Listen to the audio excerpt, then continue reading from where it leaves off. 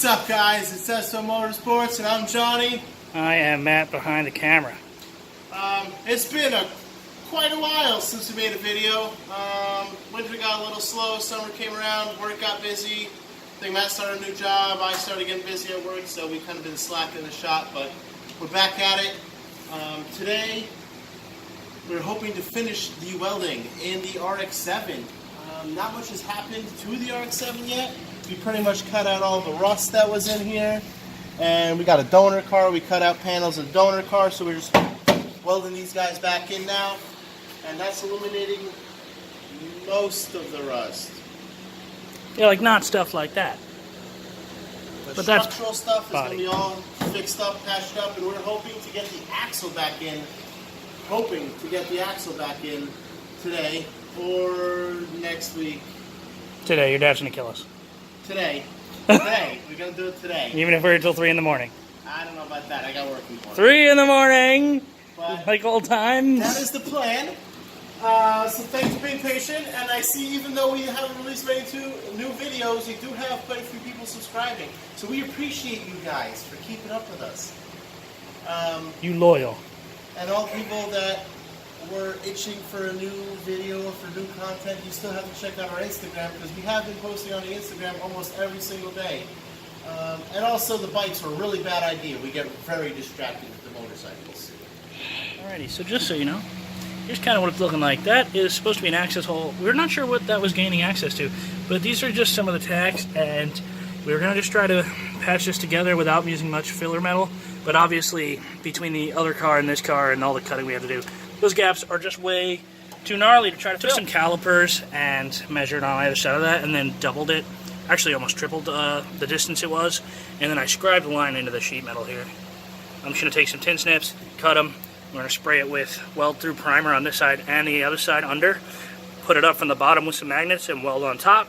Go on the bottom, make sure it's clean, and weld on the bottom. And that way, we'll know it's sealed off from the elements. So, I'm going to get to cutting. So what Johnny's essentially doing here is patching in a strip of the metal that I cut, and then whacking it so that it's flat on whatever side it needs to be flat on, and then tacking it. And then he'll go back and he will Hammer it all down nice. Yeah, and weld it full.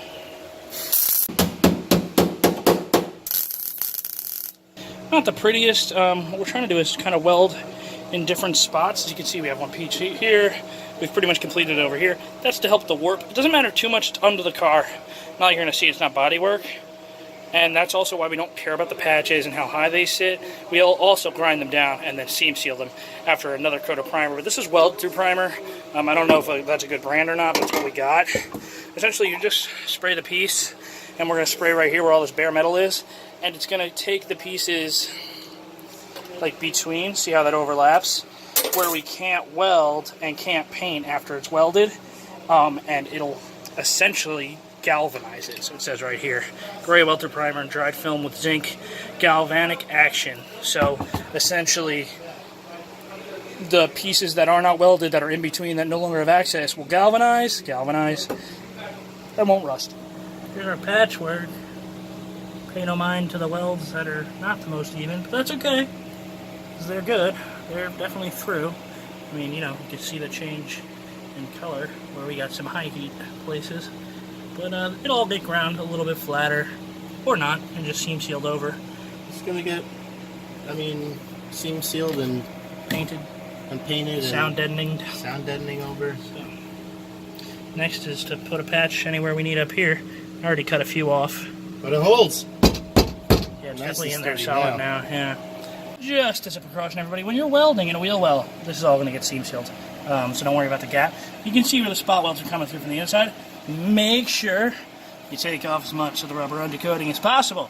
Because if you don't, I don't know if you can tell there, besides for the heat affected zone, it got a little toasty for a second and I had to whack out a little bit of fire. That's okay.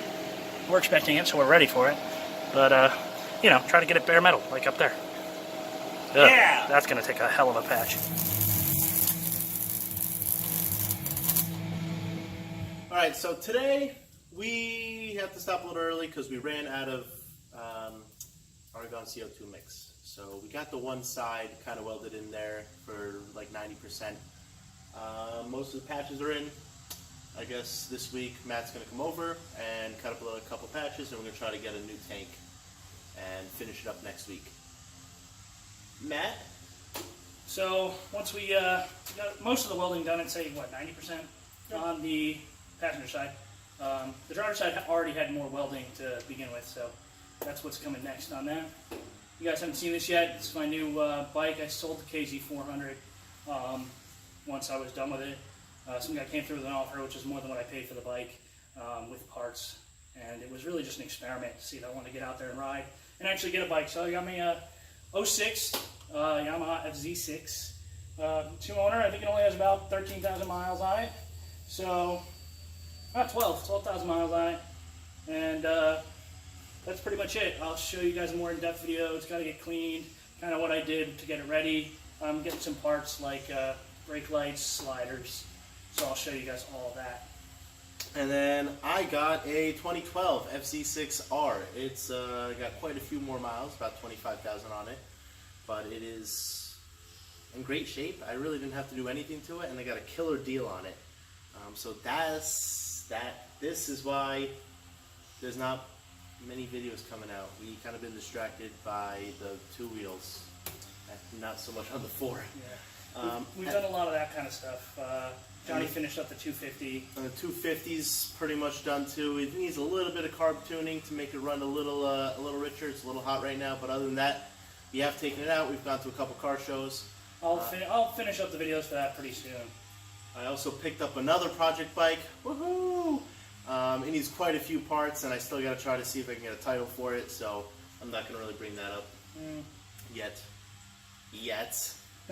All right, so there's the update, guys. You kind of know what's going on with us. Summer's been underway. We haven't done too much filming. It's August to date ourselves, and the Tiburon's good. We took it out a few times this year.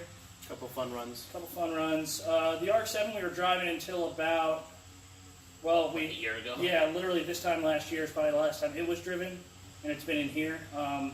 So we're hoping to get it on the axles by next week so that we can at least roll it out, even if it's not under its own power, and just kind of get it out of the way, clean the garage a little bit, and make Mr. S happy. And that way we have more space. We can wheel the Tiburon in if we need to change anything, and we're not going to cramp for space. So that's kind of what's coming.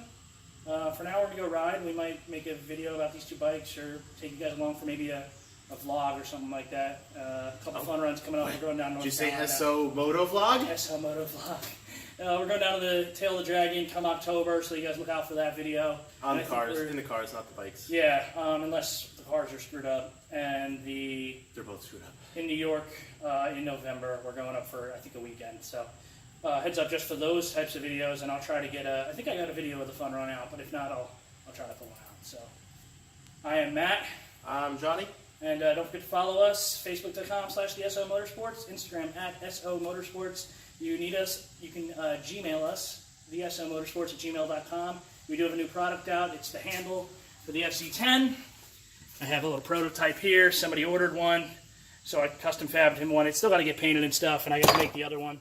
But it was just kind of a fitment thing. So if you need us, there we are. And this is how you can tell it's been a while. Matt said SO Motorsports for the Instagram. It's SO_Motorsports. Oh, it is. Wow.